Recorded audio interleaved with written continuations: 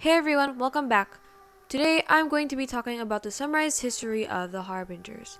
There will be information here based on theories and speculations due to the mysterious nature of the harbingers.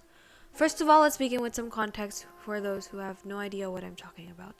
The Fatui is a villainous group of people who are basically the main antagonistic group of the whole game as they stir up drama between characters and they drive the plot forward. The Fatui Harbingers, on the other hand, are the 11 characters that are basically the heads of the organization, which are the characters I will be discussing in this video and in future videos. Archons are the gods in this game, and the Fatui's goals are to bind the remaining days to their delusion so they can rebel against these Archons. Tevat is the fictional world that the whole game is based in. Like I said, there are 11 Harbingers: Piero, Il Dottore, Columbina, Il Capitano, Pulcinella, Scaramouche, Sandrone, La Signora, Pantalone, Arlecchino, and Tartaglia. All of the harbingers mentioned are based off of an Italian theater art called the commedia dell'arte.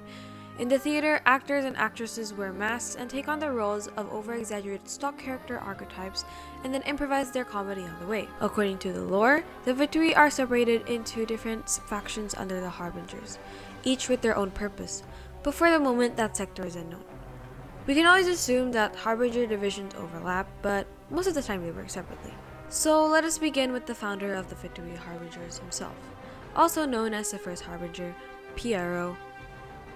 His signature mask in the Pale Flame set suggests that he was once from an ancient civilization that could not tear away from sin. According to lore, he tried to convince a foolish king to stop his plans, but failed because he was not at the same level as the sages. While it was never officially confirmed that the ruler was from Conria, which is an old city that was destroyed thousands of years ago by the Cataclysm, the Fatui were only established after that event. Piero's old civilization was assumed to be destroyed by a divine wrath and the absurd callousness of the foundational principles, basically the Archon War. Therefore, we can assume that Piero is Conrian. We can see that his face is covered with a blue mask on one side, but his pupil is a star-like shape, almost like Daneslave, who is confirmed to be from Conria. The second Harbinger, Il Dottore. Dottore is the first Harbinger to be introduced in Genshin Impact, being revealed all the way from the manga. Dottore is a cruel and sadistic man, the true definition of evil. He was willing to experiment on anything and anyone, believing that humans are only more complex machines, and if you break a human bit by bit, they can transcend a god.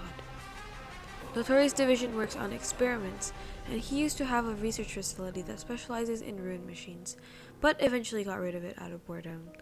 His division experimented on the children of Sumeru and Mondstadt, and he also has somewhat of a connection with Scaramouche. Columbina, the third Harbinger, also known as the Damselet. The Fatui Harbingers are ranked by strength, and I have no idea why that girl is number 3. I'd test my skills with every Harbinger who ranks above me if I had the chance, but when it comes to her, something just doesn't feel right. Anyway, you should be careful around her. The word Columbina, or the Damselet, means the little dove. In the commedia dell'arte, she is a servant, but she is also the most intelligent person on the stage and often knows everything about everyone due to her gossiping nature. In the trailer, we see Columbina leaning on Signora's coffin while singing, and from her design alone, we can see the dove-like aspects. The clips on the back of her hair resembles the white dove's wings, except given its shape, it kinda looks like a seraph's wings, which makes sense when Tartaglia says something about being wary of fighting her. She's definitely stronger than she looks. The fourth Harbinger, Il Capitano, the captain. Unlike the other Harbingers, Capitano's design is the only one who we don't see the face of, which might serve as a narrative antithesis with his commedia dell'arte counterpart. The Capitano is a braggart, a Spaniard who boasts about his successes without actually putting much fact behind it. The Capitano of Genshin Impact seems to be something else entirely though. A hidden man, someone who speaks of honor. According to the in-game lore, however, Victor says that he would rather work under Capitano rather than Signora, hinting that he has at least a good standing with his subordinates. Pulcinella, the fifth Harbinger. Pulcinella's personality was hinted at in Tartaglia's backstory. He was the one who took Tartaglia in as a Fatui agent. Pulcinella speaks cautiously, and in the trailer he seems to be more mellow than the other harbingers. He does seem to have a close relationship with Tartaglia, thinking of him as family. The problem is, we have no idea how genuine his treatment towards Tartaglia is, and by extension, if he truly is as pleasant as I would like to believe. Also, his big nose and his design could be a reference to his commedia dell'arte mask. Scaramouche, the Balladeer.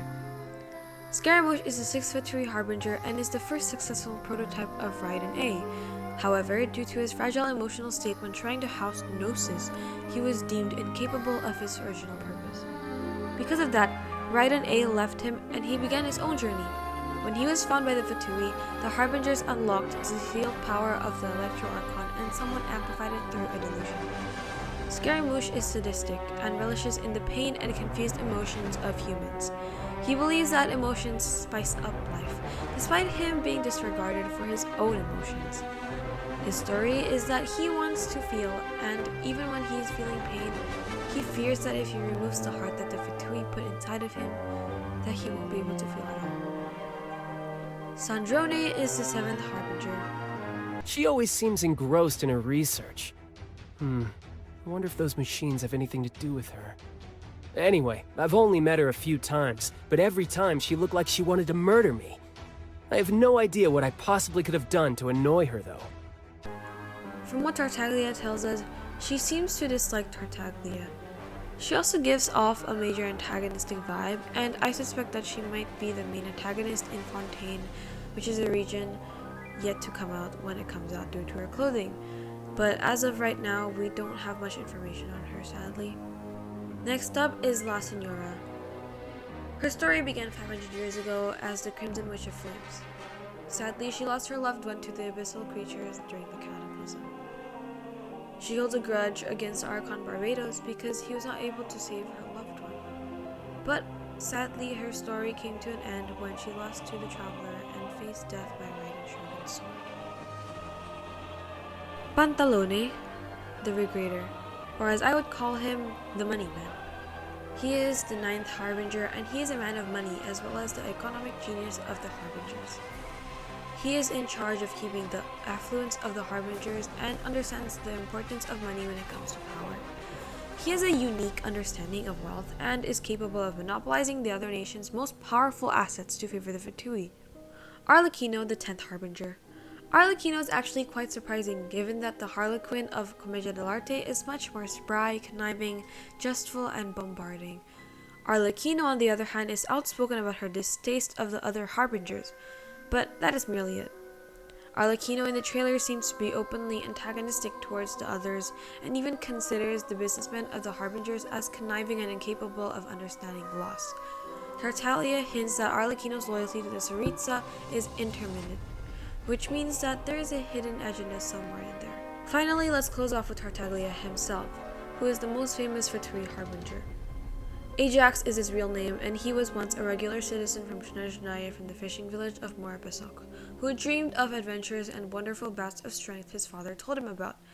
He dreamed of heroes and mighty warriors until one day, at the age of 14, he ran away from home believing that his calling was somewhere else and that he was wasting his time in a fishing village.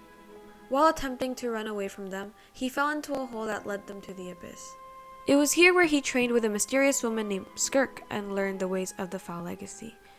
He trained for months, but in Teyvat'dian time, only 3 days passed. Time is weird. But his training in the abyss awakened a monstrous bloodlust within him, and he craved combat everywhere he went. Desperate to cease his son's troublemaking, his father asked for the help of the Fatui. Ajax successfully beat many warriors and caught the attention of Pulcinella, and thus begins Tartaglia's mission in the Fatui. Right now, the future of the Fatui is impossible to predict, but the trailer provides a lot of hints of what's to come. So if you have no idea what I'm talking about, just watch that, and yeah, it's pretty interesting. I like it. So that's it for today's video, and I'll see you in the next one where I'm going to be talking about Scaramouche. Thank you for watching. Bye!